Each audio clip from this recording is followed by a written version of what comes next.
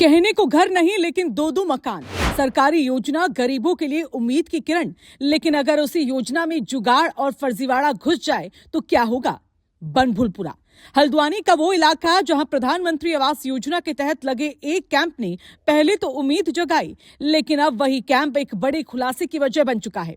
बताया जा रहा है कि इस कैंप में करीब 7,000 आवेदन आए, यानी हजारों लोगों ने अपने सपनों का घर पाने के लिए फॉर्म भरे। लेकिन जैसे ही नगर निगम ने इन आवेदनों की स्क्रूटनी शुरू की तो कहानी ने अचानक ऐसा मोड़ लिया जिसने सबको चौंका दिया। जांच में सामने आया कि कई ऐसे लोग भी इस योजना का लाभ लेने के लिए लाइन में खड़े थे जिनके पास पहले से ही पक्के मकान मौजूद हैं। यानी जो योजना बेघर लोगों के लिए बनी थी उसमें मकान वालों की एंट्री हो चुकी थी। नगर आयुक्त परितोष वर्मा के मुताबिक जैसे ही गड़बड़ी सामने आई तो पूरे सिस्टम में हड़कंप मच गया और फिर शुरू हुआ डर का असर।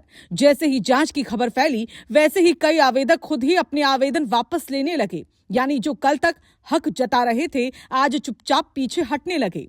इन आवेदकों ने पहले शपथ पत्र दिया था कि उनके पास कोई मकान नहीं है, लेकिन अब वही लोग खुद सामने आकर ये स्वीकार कर रहे हैं कि हम पहले ही सरकारी योजनाओं का लाभ ले चुके हैं। यानी एक तरफ सिस्टम की सख्ती, दूसरी तरफ लोगों की चालाकी, और अब दोनों के बीच फंसी है सच्चाई। नगर आयुक्त साफ कह रहे हैं जो भी लोग गलत तरीके से आवेदन कर चुके हैं वो खुद आगे आएं और अपने फॉर्म निरस्त करवाएं। जो पात्र हैं उन्हें किसी तरह की चिंता करने की जरूरत नहीं है।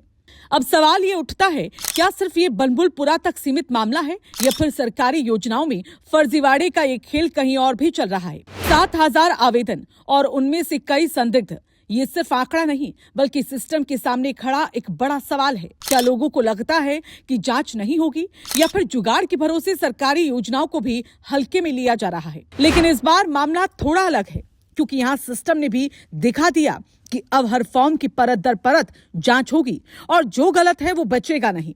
नगर निगम ने साफ कर दिया कि सिर्फ वही लोग इस योजना का लाभ पाएंगे जो वास्तव में पात्र हैं, और जो गलत तरीके से आवेदन कर रहे हैं उनके खिलाफ कार्रवाई भी हो सकती है। यानी अब ये खेल जो पकड़ में आया वो फंस गया वाला नहीं, बल्कि जो गलत है वो बच नहीं पाएगा। एक तरफ वो लोग हैं जो सच में अपने सिर पर छत के लिए संघर्ष कर रहे हैं, तो दूसरी तरफ वो जो सिस्टम को चकमा देकर डबल फायदा उठाना चाहते हैं।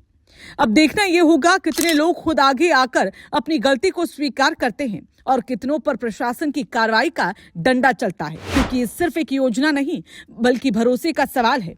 और अगर भरोसा ही टूट जाए तो फिर किसी भी योजना का क्या मतलब? अगर आप भी मानते हैं कि सरकारी योजनाओं का लाभ सिर्फ सही लोगों तक ही पहुंचना चाहिए और ऐसे ही फर्जीवाड़े पर सख्त कार्रवाई होनी चाहिए तो इस वीडियो को लाइक करें, अपने दोस्तों के साथ शेयर करें और कमेंट करके बताएं कि ऐसे मामलों में सख्ती और बढ़नी चाहिए। और हाँ, ऐसी ही खबरों के लिए हमारे चैनल को सब्सक्राइब करना न भूलें।